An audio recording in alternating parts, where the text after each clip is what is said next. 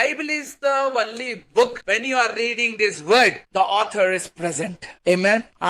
నువ్వు వాక్యం చదివినప్పుడు నాటపడినప్పుడు ఇట్లా కాకులాగా ఎగురుకుంటూ వచ్చి ఆ వాక్యం తీసేలో దెయ్యం దురాత్మ. ఎందుకంటే ఆథర్ ఇస్ ప్రెసెంట్. ఈ రాసిన వర్డ్ ఆథర్ యేసయ్య జీవిస్తున్నాడు. హల్లెలూయా.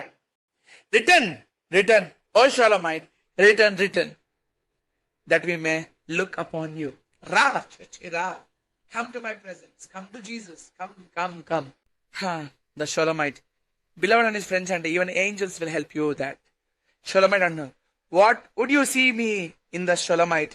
As it were the dance of the two camps. Two camps and enti Hebrew word Mahaniyam.